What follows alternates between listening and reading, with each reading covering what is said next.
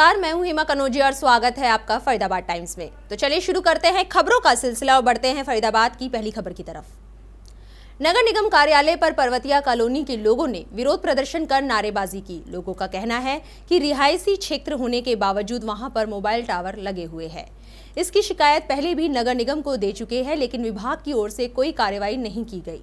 भारतीय प्रवासी परिषद के प्रदेश अध्यक्ष संतोष यादव का कहना है कि सुप्रीम कोर्ट के आदेशों के बाद भी कॉलोनियों के अंदर मोबाइल टावर लगे हुए हैं, जिससे बच्चों के स्वास्थ्य पर असर पड़ रहा है। तो वहीं दूसरी तरफ कॉलोनी के कुछ लोग पीने के पानी न मिलने से नाराज लोगों ने निगम युक्त सोनल गोयल को ज्ञापन सौंपा।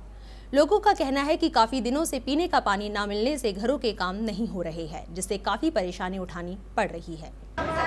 पड़ा बहुत गेट के आगे हमारे पानी की समस्या की पानी नहीं आ रहा। 2-3 महीने हो गए हमारे सीवर का पानी हाँ 2 महीने हो गया। गटर का पानी बुए के आगे जा रहा है, दरवाजे के आगे हमारे। कमिश्नर करे 2 दिन का टाइम दिया। हाँ सख्ताई वक्त हाँ ठाकुर सिंह कटायत। समस्या पर्वतीय कॉलोनी में वार्ड नंबर 6 में पानी की समस्या, सीवरेज समस्या सारी बहुत यानी अपने उससे पब्लिक पीड़ित है। स्कूलों के आगे पानी भरा हुआ है, जहाँ से गंदा पानी भरा हुआ है, वहाँ से बच्चे अपने वहाँ से निकल नहीं पा रहे हैं। बच्चों को निकलते निकलते उसमें से रपट जाते हैं। कभी वही है, स्कूल ड्रेस गंदी हो जाती है, उनके गंदे पानी में से निकल के बीमारी का कारण है और बदबू से वो पीड़ित है उनके। पानी की समस्या है। आश्वासन उन्होंने कल, आज तो उनके कर्मचारियों की बता रहे हैं कि हड़ताल है, लेकिन उन्होंने कल कह रखा है कि आपका कल काम करवा देंगे और इन पे थोड़ा सा आप हमारे से संपर्क करें। अगर नहीं होता है काम तो हम उस पर देखते हैं। अब कल काम उनके पास समय है। कल अगर इस पर कार्रवाई नहीं होती तो हम दोबारा यहाँ पर नगर निगम पे फिर प्रदर्शन करने के तैयार हैं। फरीदाबाद के पाली गाजीपुर रोड पर वहां से लोगों ने जाम कर दिया। स्थानीय लोगों का कहना था कि पिछले 1 साल से रोड पर जगह जगह बड़े बड़े गड्ढे हैं, जिससे आए दिन हादसे होते रहते हैं, लेकिन नगर निगम और स्थानीय विधायक नगेंद्र भड़ाना सुनने को तैयार नहीं है, जिसके चलते इन लोगों को ये कदम उठाना पड़ा। लोगों ने इस दौरान नगर निगम मुर्दाबाद के नारे लगाकर विरोध प्रदर्शन किया। साथ ही जाम लगने के कारण आने जाने वाले लोगों को परेशानी का सामना करना पड़ा। सर ये रोड जो है इतना खस्ता हालत में है कि रोड आप खुद भी आए हुए और आप ज़रूर इसकी पिक्चर बना के लेके जाना। यहाँ पे पैदल चलना मुश्किल है। बरसात के दिनों में इतना पानी भर जाता है। हमने बहुत बार हर जगह प्रशासन को जाके समझाया, अपनी प्रॉब्लम बताई, लेकिन किसी ने सुनवाई नहीं की। और ये जो रोड है, हम इस पे अगर ये 1 हफ्ते का हमें आज आश्वासन मिला है कि 1 हफ्ते के अंदर ये रोड बन जाएगा। अगर ये रोड नहीं बनेगा तो हम बहुत जल्दी इस रोड के ऊपर नरक द्वार के पोस्टर लगा देंगे, क्योंकि ये नरक रह गया है, कुछ भी नहीं। आप देख सकते हो गंदगी के ढेर। यहाँ हमारे बच्चों की शादियाँ नहीं हो पा रही, रिश्ते वापस चले जाते हैं, कोई मेहमान रिश्तेदार यहाँ आके राजी नहीं है। लेकिन प्रशासन इतनी गहरी नींद में सोया हुआ है कि हमने हर तरीके से उन्हें जाके समझाया, बताया, एप्लीकेशनें लगाई, लेकिन कोई नहीं हुआ। हमें मजबूर होकर जो आ जाए रोड पे आना। सर विधायक के पास भी हम गए, विधायक को यहाँ भी बुलाया। हम किशन पाल गुर्जर जी जो कि हरियाणा के मंत्री हैं, उनके पास भी स्पेशली गए, कई बार गए, एक बार नहीं, सब बहुत बार गए, लेकिन उन्होंने भी हमें आश्वासन दिए, हर बार आश्वासन दिए और कुछ नहीं हुआ। अगर ये 1 हफ्ते का हमें टाइम मिला है, 1 हफ्ते के अंदर ये रोड, ये वाला और ये बाहर वाला नहीं बनता तो हम बहुत जल्दी कोई बड़ा एक्शन लेंगे। हम कोई भी बड़ा रोड जो है, गुड़गांवा रोड, कहीं पे भी जो पब्लिक की सहमति होगी हम वहाँ पे जो है एक्शन लेंगे, या जो भी आगे की कार्रवाई होगी उस पर जरूर एक्शन लेंगे। रोड जो बनी पिछले 15 दिन से खोद के इसने दोबारा रख रखी है हमारे यहाँ के ठेकेदार ने। जो काम यहाँ पे नहीं हो रहा, विधायक हमारा यहाँ का साथ में आके बोल के गया कि ये 4 दिन में ये रोड ठीक हो जाएगी, तैयार हो जाएगी। उसके बाद वो विधायक भी गायब है, वो ठेकेदार भी गायब है, और उसके बाद ठेकेदार ने फ़ोन उठाना भी बंद कर दिया। कीचड़ इतना है कि यहाँ घरों में घुसना मुश्किल हो रहा है। किसी के घर में मेहमान तक नहीं आ पाता यहाँ पे, किसी के यहाँ पे कोई। और नगर निगम वैसे कहता है कि बीमारियों से बचो, मच्छरों से बचो, और यहाँ दुनिया जान का मच्छर पैदा हो रहा है। कोई इसको देखने वाला नहीं है, ना नगर निगम देखती है ना विधायक देखता है इस चीज़ को। कोई नहीं आया, नगर निगम से कोई नहीं आया यहाँ पे मिलने के लिए किसी से भी। फरीदाबाद इंडस्ट्रीज एसोसिएशन द्वारा कैबिनेट मंत्री विपुल गोयल को उद्योग मंत्री बनने के बाद पहली बार स्वागत समारोह किया गया, जिसमें गोयल ने भी पहली बार उद्योगपतियों की समस्याएं सुनी और जल्द ही समाधान करने का आश्वासन दिया है। इतना ही नहीं, IM टीम ने वर्षों से उद्योगपतियों के लिए अलॉटमेंट की समस्या भी अगले 3 माह में पूरी कर दी जाएगी। सभी उद्योगपतियों को प्लॉट अलॉट कर दी जाएगी। वहीं मंत्री 11 अगस्त से समाधान दिवस की शुरुआत कर रहे हैं, जिसमें एक ही छत के नीचे सभी अधिकारी उद्योगपतियों की समस्याओं का समाधान करेंगे। मंत्री गोयल ने इस अवसर पर कहा है कि फरीदाबाद अब एशिया में ही नहीं पूरे विश्व के मानचित्र में प्रथम स्थान पर होगा। मंत्री आप किसी इंडस्ट्रियल एसोसिएशन के प्रोग्राम में पहली बार आए हैं, या कुछ लोगों ने कुछ मांगे भी रखेंगे, उन्होंने आपको क्या क्या मांगे, आपने क्या सुना? आज मैं यहाँ पर IMT एसोसिएशन द्वारा आयोजित अपने स्वागत समारोह में आया था। उसके साथ साथ यहाँ पर जितनी भी फरीदाबाद की इंडस्ट्रियल एसोसिएशन है वो भी यहाँ पर उपस्थित थी और फरीदाबाद के जितने भी गणमान्य व्यक्ति हैं यहाँ पर थे, और उन्होंने अपनी जो प्रॉब्लम्स हैं, डिमांड्स में नहीं कहूँगा इन्हें, जो प्रॉब्लम्स थी वो बताई थी, और वो प्रॉब्लम्स का हम लोगों के पास मैंने उन सब लोगों को जितना भी था, चाहे उनकी इंफ्रास्ट्रक्चर से रिलेटेड प्रॉब्लम थी, चाहे बिजली विभाग से लेकर प्रॉब्लम थी, चाहे अनाउंसमेंट से लेकर प्रॉब्लम थी, चाहे इंटरेस्ट रेट की प्रॉब्लम थी, सबको एक टाइम बाउंड समय में ख़त्म करने का जो तरीका है जो हम लोगों ने शुरू किया है, उसको सबको मैंने अवगत करा दिया, और मैं इन लोगों को इंश्योर किया है कि जो जो बातें इन लोगों ने मेरे सामने रखी हैं वो एक समय अवधि के अंदर जल्द ही जल्द ख़त्म कर दी जाएंगे। और अलॉटमेंट प्रक्रिया, जो प्लॉटों को अलॉटमेंट करने का काम है, जो कि कई सालों से लटका हुआ था, वो भी तेज़ी से ईजी सिस्टम बनाकर अगले 1 से 3 महीने के अंदर जो IMT के जितने प्लॉट्स हैं उन सब लोगों के अलॉटमेंट के लिए अवेलेबल कर दिया जाएगा, और लोगों से उसके लिए एप्लीकेशन लेकर अलॉटमेंट प्रक्रिया जल्द से जल्द शुरू कर दी जाएगी। औद्योगिक में भी होता था कभी फरीदाबाद, और अब आपसे बहुत उम्मीद है। कई तरह की बातें आपने की हैं, उनमें से कुछ चीज़ें बता दीजिए क्या क्या। मैं तो सिर्फ ये कहना चाहूँगा, जिस तरीके से माननीय प्रधानमंत्री नरेंद्र मोदी जी और हमारे डेवलपमेंट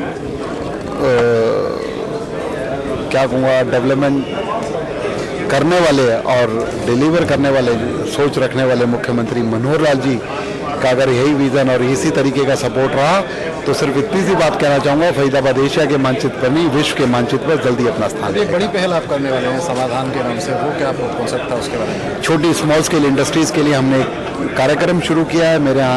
मेरे मंत्री बनने के बाद हम लोगों ने पहला कार्यक्रम जो हरियाणा की जनता के बीच हम लेकर जाएंगे, इंडस्ट्रियल भाइयों के लिए, स्मॉल स्केल इंडस्ट्रीज़ के लिए समाधान दिवस मनाएंगे, जो पहले 11 तारीख को हम फरीदाबाद से इसकी शुरुआत कर रहे हैं। पूरे हरियाणा के अंदर हर डिस्ट्रिक्ट के अंदर ये समाधान दिवस हर 15-20 दिनों के गैप में बनाया जाएगा, और स्मॉल स्केल इंडस्ट्रीज़ की जितनी भी प्रॉब्लम है, चाहे वो किसी भी विभाग से रिलेटेड है, उनको बैंक लोन लेने की सुविधा है, और सरकारी कोई भी प्रॉब्लम है, चाहे वो इंफ्रास्ट्रक्चर से रिलेटेड है, अलॉटमेंट से रिलेटेड है, चाहे उनकी बिजली विभाग से रिलेटेड है, पॉल्यूशन कंट्रोल बोर्ड से रिलेटेड है, बैंकों की समस्याएं हैं, कोई भी इंडस्ट्री सिक हो गई है, उन सबको रिवाइवल का काम एक ही छत के नीचे और एक ही दिन के अंदर किया जाएगा। उसके अंदर हरियाणा के सारे इंडस्ट्रियल से रिलेटेड विभाग होंगे, और मैं खुद वहाँ पर उपस्थित रहूँगा, और एक ही छत के नीचे समाधान कर उठेंगे। एक बड़ी पहल है, क्योंकि आमतौर पर ये होता था कि अलग अलग डिपार्टमेंट्स के चक्कर काटने पड़ते थे उद्योगपतियों को। कोई सिंगल विंडो सिस्टम से इम्प्रूव करके माननीय मुख्यमंत्री मनोहर लाल जी के विजन के साथ चलते हुए हम लोगों ने under one roof clearance system शुरू किया है कि सभी अधिकारी एक रूफ के अंदर होंगे, और एक ही आदमी उनका जवाबदेही होगा, चाहे वो किसी भी प्रकार की इंडस्ट्रीज को लेकर प्रॉब्लम हो, उनको दूर करने के लिए अकेला आदमी जो उसका चीफ होगा वो सक्षम होगा। काफ़ी प्रोजेक्ट हरियाणा में आने के लिए तैयार हैं, उनके लिए किस तरह का स्पेशल पैकेज? काफ़ी पिछले दिनों 5,84,000 करोड़ रुपए के जो MOUs हुए हैं, उनमें से मैं हरियाणा के लोगों को बताना चाहूँगा कि उसमें से 122 MOUs जिन लोगों ने किए थे 70,000 करोड़ रुपए के, उन सब लोगों ने अपनी ज़मीन भी ले ली है, और उसमें काम भी तेज़ी से शुरू कर दिया। और बाकी के सब लोगों को HSIDC की तरफ से एक रिलेशनशिप मैनेजर हम लोगों ने लगा दिया है, उनको फॉलो करने के लिए, उनको असिस्ट करने के लिए, उनको ईज करने के लिए, और वो जल्दी से तेज़ी से ये जो इन्वेस्टमेंट है वो हरियाणा की तरफ बढ़ रही है, और लोगों का विश्वास हरियाणा के अंदर बढ़ता जा रहा है। और मैं उन लोगों से अपील और उन लोगों को विश्वास दिलाना चाहूँगा कि हरियाणा की सरकार उनके साथ है, और हर तरीके की सुविधाएं देने के लिए इंडस्ट्रीज भाइयों को हम उनके साथ 24 घंटे कंधे से कंधा मिलाकर आगे बढ़ेंगे। तो इंडस्ट्री को उम्मीद करनी चाहिए कि अच्छे दिन आ गए होंगे। अच्छे दिन आ गए हैं। अच्छे दिन तो जब हिंदुस्तान के अंदर नरेंद्र मोदी जी की सरकार बनी थी और हरियाणा के अंदर मनोहर लाल जी की सरकार बनी थी, अच्छे दिनों की शुरुआत तो उसी दिन हो गई थी। अब तो धरातल पर दिखने के दिन आ गए हैं, तो जल्दी ही लोगों को दिखने लगे। Sarna, I am President Fridabad IMT Industries Association. आज जो उद्योग मंत्री हैं उनका एक अपने एसोसिएशन का प्रोग्राम भी रखा है, साथ में सीडीओ के साथ मीटिंग क्या जैसा अभी आपको संजय गोयल जी ने बताया, ये हमारे यहाँ रीजनल जनरल मैनेजर हैं सिडबी के, पूरे एरिया को देखते हैं, गुड़गांव सारा मिला के। तो SIDBI small industry development bank of India basically MSME के लिए है, माइक्रो स्मॉल मीडियम एंटरप्राइज जिसको हम बोलते हैं। तो देखो आज 12-13-14% लोन जो बाकी बैंक्स देते हैं, या जितने हमारे बाकी जो दूसरे ICICI बैंक, या मान लो HDFC या दूसरे हमारे बैंक्स हैं, या नेशनल बैंक्स ले लो, वो हमारे को कोई 12-13% कम लोन नहीं देता। SIDBI is the only institution जो रियली में MSME की सेवा कर रहा है। अभी अभी गोयल साहब ने बताया कि 9.35 पे 20 लाख का लोन हमें दे रहे हैं। मुझे बताओ कौन सा बैंक आपको 9.25-9.5% लोन देता है? अब ये कुछ जिले कहते हैं छोटे-छोटे उनको प्रॉब्लम्स का फेस करनी पड़ती है बैंक से लोन लेने के लिए, काफ़ी मेहनत करें, कहीं उनको भ्रष्टाचार बहुत ज़्यादा है। तो क्या लगता है सिडबी में भी इस तरह का कुछ आपको फेस किया? ये नहीं कि सामने खड़े हैं गोयल साहब, तो मैं बोलूँगा कि भाई भ्रष्टाचार सिडबी में नहीं है, सिडबी में ज़ीरो है। Because I have been to their head office Bombay also. अब मैं CMD से मिला हूँ, तो CGM से मेरी मीटिंग्स हुई हैं। तो they are totally free people, come papers formality पूरी करो और लोन ले लो। आपने सिडबी की और भी एम्प्लॉयज के साथ इंटरेक्शन किया, तो किस तरह का आप लोगों के बिहेव में और किस तरह का? मेरा ख्याल अगर मैं गलत ना हूँ तो हम 1995 से मैं सिडबी डील कर रहा हूँ। जब एस्कॉर्ट्स की 90 दिन की पेमेंट मिलती थी हमारे को, तो ये सिडबी पहला सामने आया था कि भाई एस्कॉर्ट से हुंडी एक्सेप्ट कराओ, हमारे से पैसे लो और नॉमिनल इंटरेस्ट पे अपने बिजनेस को बढ़ाओ।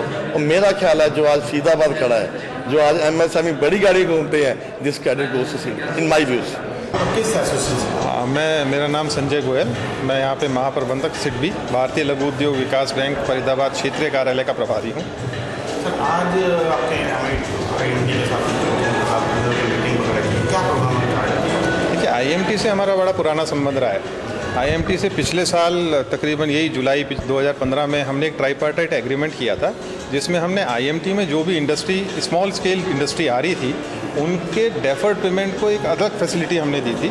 उसमें हमने IMT, सिडबी और HSID के साथ मिलके एक हमने स्कीम फ्लोट की थी और वो स्कीम बहुत अच्छी चल रही है।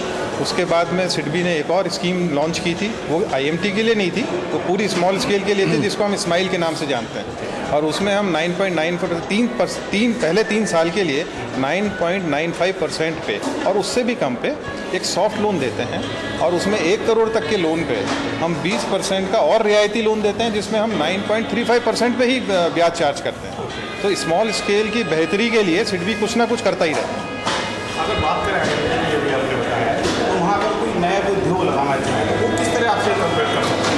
सर IMT एसोसिएशन में HSIDC के ऑफिस पे हमने बहुत ही डिस्प्ले कर रखा है। IMT के पदाधिकारियों से हमारी जानकारी है और उनके थ्रू सारे मेंबर्स को हम इस तरह के पीरियोडिक मीटिंग्स करते हैं, उनको सिडबी की स्कीम के बारे में जानकारी देते रहते हैं और हम खुद व्यक्तिगत तौर पे भी उन लोगों से मिल लेते हैं और हमारे ऑफिस की जानकारी उनको है, वो कभी भी हमसे आके लोन और इस बारे में सुविधा ले सकते हैं। आज जो इंट्रैक्शन हुआ वो किस तरह का रहा, किस तरह का? सर आज 2 तरह की चीज़ों पे हमने फोकस किया।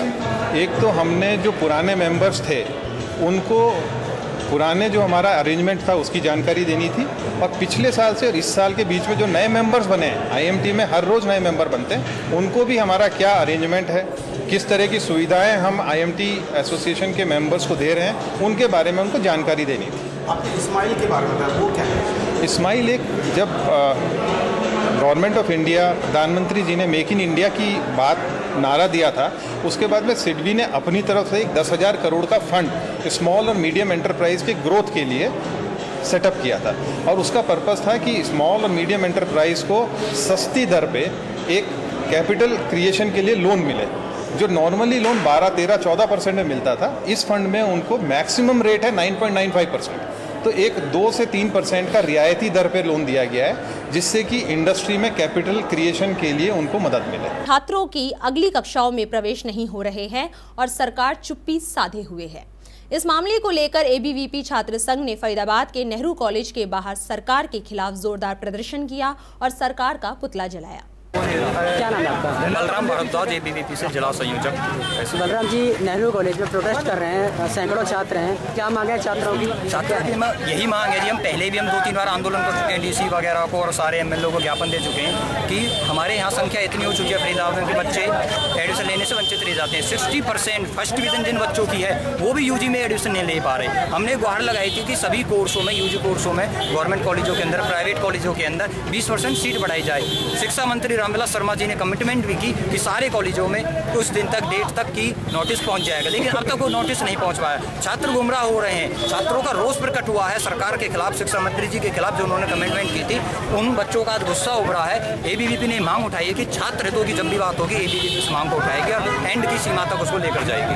ABVP भाजपा सरकार की एक इकाई है, नहीं उसके बाद भी आज विरोध किया जा रहा है, भाजपा सरकार सत्ता में, इसको लेकर क्या करना चाहिए? नहीं, ऐसा कहीं भी प्रमाणित नहीं है कि ABVP भाजपा की इकाई है, कहीं भी ऐसा प्रमाणित नहीं है। आपने देखा होगा सन 2000 में भी हमने जब अटल बिहारी वाजपेयी की सरकार थी, दिल्ली के अंदर 75,000 स्टूडेंट की रैली निकाली थी, सरकार को 75 मांग हमने दी थी, वो मांग पूरी हुई थी।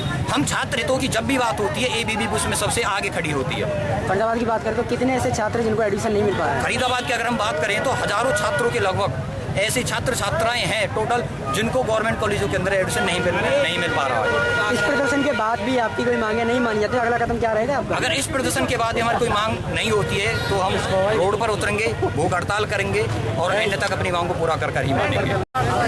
नीलम जी, छात्राएं भी बहुत सारी सम्मिलित रही हैं आज के प्रोग्राम में, दर्जनों छात्रा हैं, तो बात करेंगे एडमिशन की, क्या प्रक्रिया है, क्यों नहीं एडमिशन मिल पा रहा है?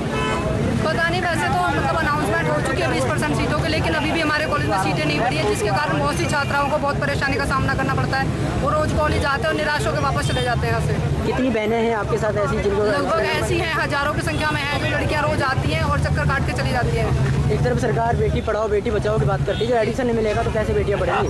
पता नहीं, नारा तो लगा रखा है बेटी बचाओ बेटी पढ़ाओ, लेकिन उसके तहत कुछ काम मतलब सरकार कर नहीं रही है। तो आप किस तरह से मांग उठाएंगे आगे? हम अपनी मांग को पूरा करने के लिए कुछ भी करेंगे। आज तो इतना प्रदर्शन हुआ है, अगर हमारी मांगें पूरी नहीं हुई तो हम उसके लिए भूख हड़ताल करेंगे और आगे भी जितना हो सकेगा हम आगे जाएंगे। पलवल के न्यू सोहना रोड पर स्थित महाराणा प्रताप भवन में कवि सम्मेलन का आयोजन किया गया।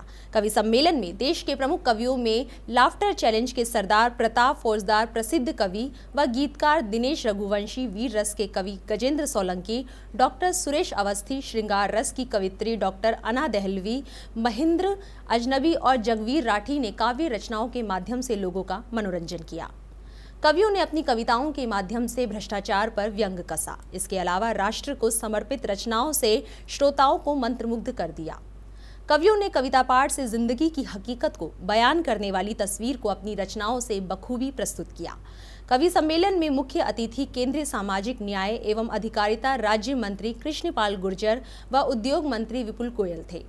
इस अवसर पर मुख्यमंत्री के राजनीतिक सचिव दीपक मंगला, पृथला विधायक टेकचंद शर्मा, जिला उपायुक्त अशोक कुमार शर्मा भी मौजूद थे।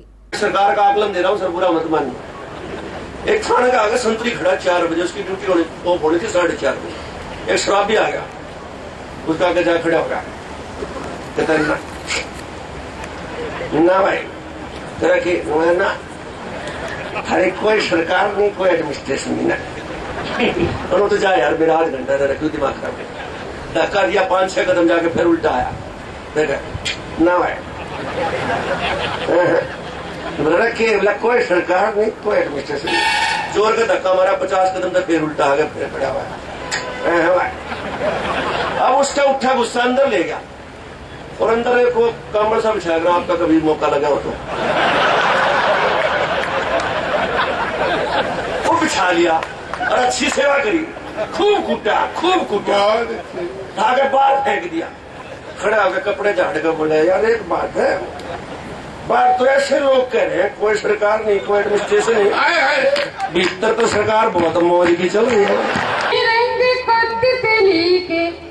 हवाले कर दूं गालिबों मेरी को तुलसी के हवाले कर दूं, गालिबों मेरी को तुलसी के हवाले कर दूं। आज आपस में मिला दूं मैं सगी बहनों को, और अब तालियां चाहिए। आज आपस में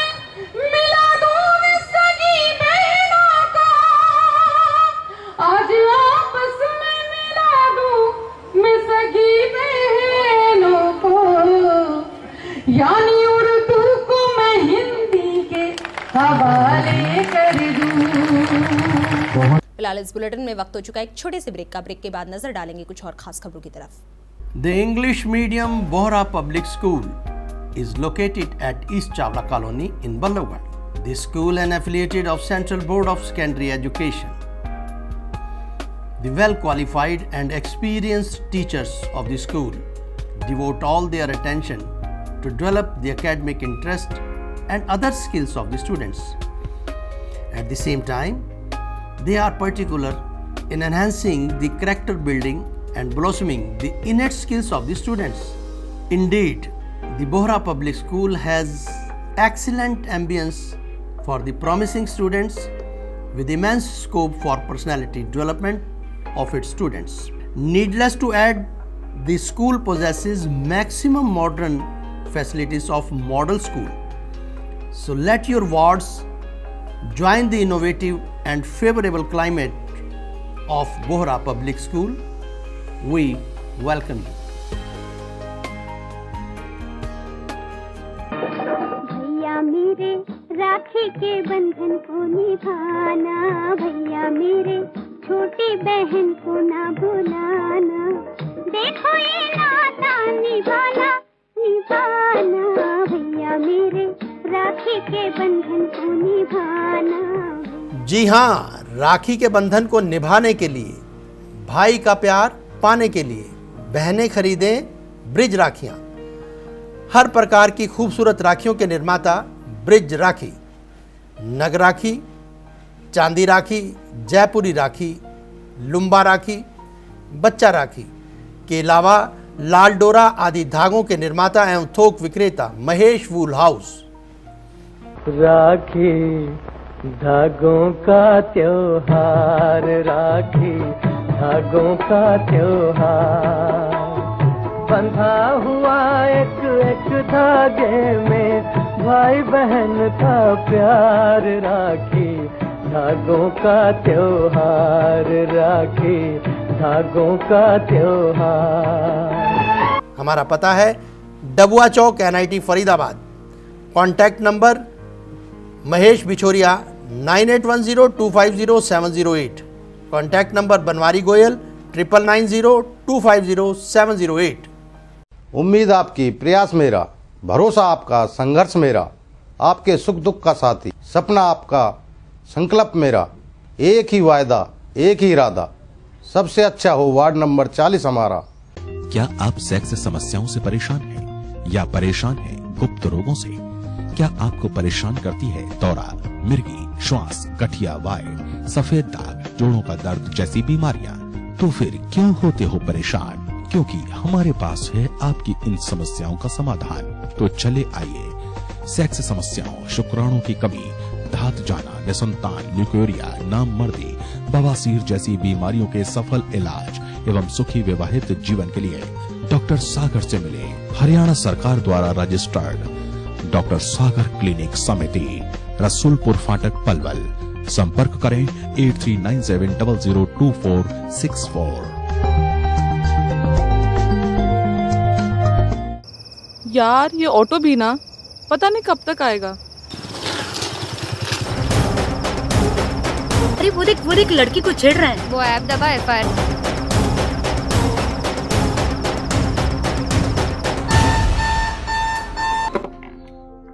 माइक 0242 PCR 16 से नोट करो।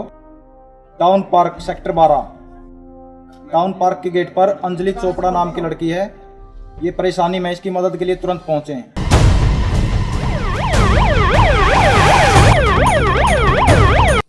हरियाणा पुलिस ने इमरजेंसी रिस्पांस के लिए एक ऐप डेवलप की है, जिसमें कि जब भी आप किसी मुसीबत में हो तो आप इस ऐप का इस्तेमाल करें और आपकी सूचना तुरंत कंट्रोल रूम में पहुंचेगी। ये आप इसमें देख रहे हैं, एक ऐप है FIR, फर्स्ट इमीडिएट रिस्पांस। जैसे ही आप इस ऐप को दबाएंगे, एक हेल्प नाम का लाल बटन सामने आएगा। आपने सिर्फ ये बटन दबाना है। जैसे ही आप ये बटन दबाएंगे, आपकी लोकेशन और आपका नाम और आपका एड्रेस तुरंत हमारे कंट्रोल रूम में पहुंच जाएगा और वहाँ पर जो कंट्रोल रूम का स्टाफ है वो आपके नंबर पे फ़ोन करके आपसे संपर्क करेगा।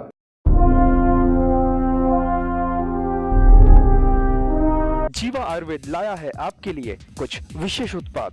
रोगों से लड़ने की प्रतिरोधक क्षमता को बढ़ाने के लिए च्यवनप्राश, हनी व एलोवेरा जूस, जोड़ों के दर्द के लिए पेन काम ऑयल, बालों को स्वस्थ व सुंदर बनाने के लिए ब्लैक पर्ल व नीम शैम्पू, महिलाओं में मासिक स्राव, हार्मोन्स और फर्टिलिटी को संतुलित रखने के लिए नारी सखी कैप्सूल्स, त्वचा के प्राकृतिक निखार व सुंदरता को बढ़ाने के लिए fairness kit, rose water plain, saffron व टर्मरिक क्रीम। तो आज ही जीवा आयुर्वेदा के इन उत्पादों को अपनाएं और अपना जीवन स्वस्थ, सुंदर व सफल बनाएं। लॉग ऑन करें store.jiva.com या संपर्क करें अपने नजदीकी रिटेलर पर।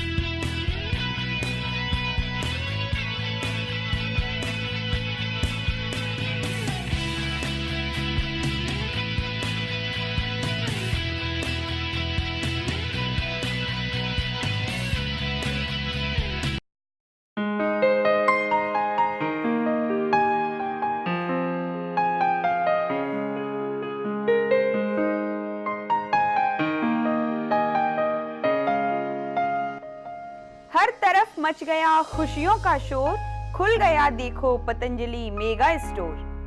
खरीदो राशन, आयुर्वेदिक दवाइयाँ, कॉस्मेटिक्स या अन्य घरेलू सामान, मोर एंड मोर।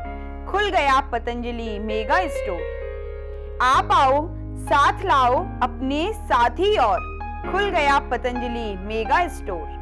हमारा पता है 5M113 BKKC road, Dayanand women college के सामने। संपर्क करें mobile number 9818067393, landline number 0129243199। Break के बाद रुक करते हैं फरीदाबाद की कुछ और खबरों की तरफ। पलवल जिला स्वास्थ्य विभाग की टीम ने गांव अलावपुर में छापा मारकर एक झोला झाप डॉक्टर का पर्दाफाश किया। ग्रामीणों की भीड़ का फायदा उठाकर झोला झाप डॉक्टर मौके से फरार हो गया। स्वास्थ्य विभाग की टीम ने मौके से बरामद दवाइयों को कब्जे में ले लिया और डॉक्टर की दुकान को सील कर दिया। पुलिस ने झोला झाप डॉक्टर के खिलाफ मामला दर्ज कर जांच शुरू कर दी। ऐसा है कि हमें सीएमओ साहब से हुक्म मिला था कि आप लालपुर गांव स्थित झोला छाप डॉक्टरों के यहाँ चेकिंग करो। तो मैं और मेरे साथ डॉक्टर JP प्रसाद, डिप्टी सिविल सर्जन, हम अपनी गाड़ी में गांव लालपुर पहुँचे और वहाँ पे डॉक्टर सतीश की दुकान जो हमने देखी, वहाँ पे हम पहुँचे और वहाँ डॉक्टर सतीश बैठे हुए थे और उनसे हमने पूछताछ करी और उनको हमारे जो लिखित ऑर्डर थे दिखाए और मौका पे जो भी उनकी जो दवाइयाँ वगैरह थी और जो भी सामान पड़ा था वो हमने कब्जे में लिया और सील करा। और बाकी इस समय दौरान काफ़ी भीड़ इकट्ठी हो गई थी, गांव वाले लोग बहुत ज़्यादा इकट्ठे हो गए थे। इन दरमियान हमने सारी कागजी कार्रवाई करी और दुकान को भी सील कर दिया। डॉक्टर के क्या हुआ? भीड़ इकट्ठी हो गई, उसके बाद डॉक्टर का क्या हुआ? उसके बाद ज़्यादा भीड़ इकट्ठी हो गई थी, हमें उसके बाद डॉक्टर साहब नहीं दिखाई दी जी। लेकिन हमने दुकान को सील कर दिया। अभी दुकान से कब्जे में क्या क्या सामान लिया गया? उसमें कुछ दवाइयाँ हैं, इंजेक्शन्स हैं और इनका हमारा डॉक्टरी का सामान जो होता है जैसे BP ऑपरेटर्स, थर्मोमीटर्स और स्टेथोस्कोप वगैरह जो भी सामान होता है हमारा चेकिंग का, वो बरामद हुए हैं। वो हमने अपने पास कब्जे में ले लिए, सील करके हम अगली कार्रवाई के लिए पुलिस को सौंप देंगे। होडल शहर के मेन बाजार में कई वर्षों से खराब पड़ी स्ट्रीट लाइटों की समस्या व्यापारियों व दुकानदारों के लिए परेशानी का कारण बनी हुई है। शहर की खराब पड़ी स्ट्रीट लाइटों के चलते आए दिन लूटपाट, चोरी की घटनाएं होती है। दुकानदारों ने इसकी शिकायत कई बार प्रशासन से भी की है। वहीं दुकानों से चोरी की समस्या को लेकर SDM प्रताप सिंह ने कहा कि शहर में जल्द से जल्द खराब पड़ी सभी स्ट्रीट लाइटें ठीक करवा दी जाएगी। परेशानी वाली बात है, पिछले 5 साल से जो लाइट की व्यवस्था है बिल्कुल चमराई हुई है। लाइट जो स्ट्रीट लाइटें खराब हुई कहीं कहीं जल जाती है, कहीं कहीं नहीं जल रही, और चोरी की वारदात है उसकी वजह से काफ़ी हो रही है। और अब ऐसा महसूस हो रहा है कि जो नया बोर्ड बना है उसकी वजह से जो है, क्योंकि उम्मीद है कि मतलब यही हमारी जो लाइट है ठीक हो सकती है, क्योंकि जैसे तो क्या व्यापारी इस मामले में क्या नगर परिषद के चेयरमैन से मिलेंगे या कोई अपनी शिकायत देंगे, कैसे अपना? नहीं, वो तो मिल रहे हैं, नगर परिषद के चेयरमैन से भी मिल रहे हैं, वाइस चेयरमैन से मिल रहे हैं, इनसे लगातार बातचीत कर रहे हैं और वो आश्वासन दे रहे हैं कि भाई जो है हम ये सारी व्यवस्था ठीक कराएंगे। और जैसे नालियों की व्यवस्था है उसके लिए भी व्यापारी वर्ग को क्या परेशानी हो रही लगातार?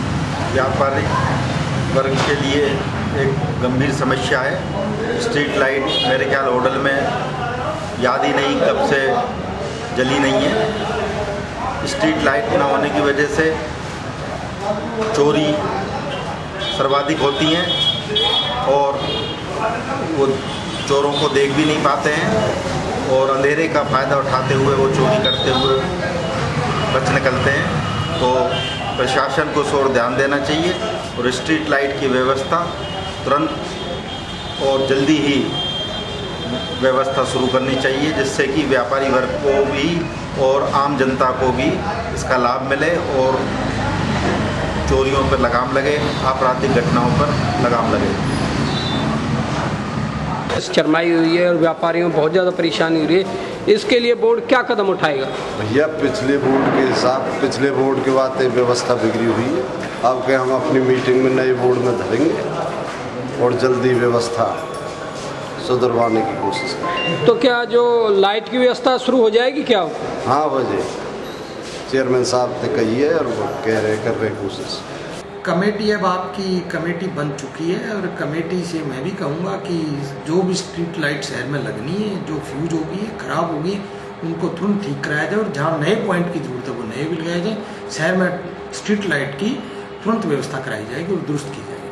पहले घरों की रैकी करने के बाद निशाना बनाकर चोरी करने वाले चोर गिरोह के 5 सदस्यों को क्राइम ब्रांच डीएलएफ ने गिरफ्तार करके उनके कब्जे से चोरी का अधिकांश माल भी बरामद कर लिया है। ये गिरोह बल्लभगढ़ सोना रोड पर सरूरपुर सहित रिहायशी इलाके में घरेलू सामान सहित सामान को भी चोरी करके फरार हो जाता था। पकड़े गए गिरोह में 6 सदस्य हैं और ये पिछले 6 माह से चोरी की वारदातों को अंजाम दे रहे हैं। गिरोह ने अधिकांश चोरी औद्योगिक क्षेत्र सरूरपुर व बल्लभगढ़ में की है। क्या नाम है? अशोक सीआईए ने पकड़ा, क्यों पकड़ा है आपको? जी चोरी की है। कब से कर रहे थे चोरी आप? जी 6-7 महीने हो गए। कितने बंदे हैं आपके ग्रुप में? जी 6-7 आदमी हैं। किस तरह से चोरी करते थे आप? जी सर ताला का तोड़ दो। कहाँ किस किस एरिया को आपने निशाना बनाया हुआ था? जी सरूरपुर में सर, बल्लभगढ़ सोना रोड। इससे पहले भी कभी पकड़े गए हैं? ना जी। तो कितना सामान चुराया था आपने?